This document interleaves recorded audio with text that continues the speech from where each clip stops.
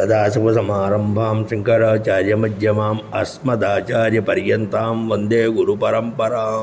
లోకంలో డబ్బు సంపాదిస్తున్నారు. ఈ డబ్బు సంపాదించే వాళ్ళు డబ్బు సంపాదించే సమయంలో చాలా దుఃఖపడి డబ్బు సంపాదిస్తున్నారు. సమయానికి తినరు, సమయానికి పడుకోరు, భార్యతో పిల్లలతో ఎవరితోనూ మాట్లాడరు.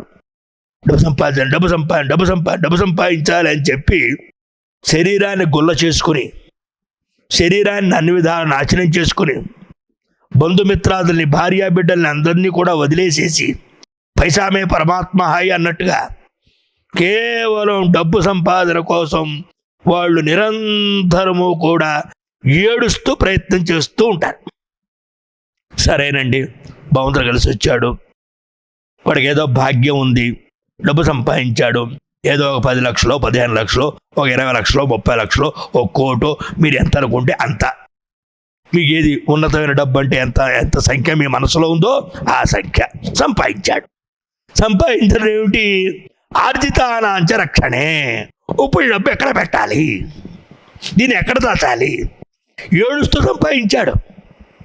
మరి అంత సంపాదించిన వాడు కట్టలు కనపడుతున్నాయి, ఈ కట్టలు ఎక్కడ దాచాలి? ఇంట్లో దాస్తే ఇన్కమ్ ట్యాక్స్ కూడా వస్తాడు, నేలమాగుల్లో దాస్తే ఏమవుతుందో తెలియదు. పోనీ ఆ బ్యాంకులో ఇద్దామా, దివాళా తీస్తాడేమో. పోనీ లేకపోతే ఈ షేర్లు పెడదామా, ఎప్పుడు పడిపోతాయో తెలియదు. పోనీ చిట్ ఫండ్లో పెడదామా, వాడు ఎప్పుడు అయిపోయి పెడతాడో తెలియదు. ఆర్జితానాంచ రక్షణే. ఆ సంపాదించిన డబ్బు రక్షించడం, వాడు ఏడుస్తూ రక్షిస్తున్నాడు. ఎక్కడ రక్షించాలో తెలియదు, ఎక్కడ పెట్టాలో తెలియదు, ఎలా పెట్టాలో తెలియదు, ఏం చేయాలో తెలియదు. అంటే డబ్బు సంపాదించడం దుఃఖం, సంపాదించిన డబ్బు రక్షించడం దుఃఖం. ఇంతే కాదండి, మనం ఒకటి గుర్తుపెట్టుకోండి, ఆయే దుఃఖం వేయే దుఃఖం. డబ్బు వస్తూ ఉంటే ఎక్కడ దాచాలి, ఇంకా అది దుఃఖం. వేయే దుఃఖం, అయ్యో ఇంత కష్టపడ్డానే, వెళ్ళిపోతోంది అని ఏడుపు. కాబట్టి డబ్బు వస్తున్నా ఏడిపే, డబ్బు వెళ్ళిపోతున్నా ఏడిపే.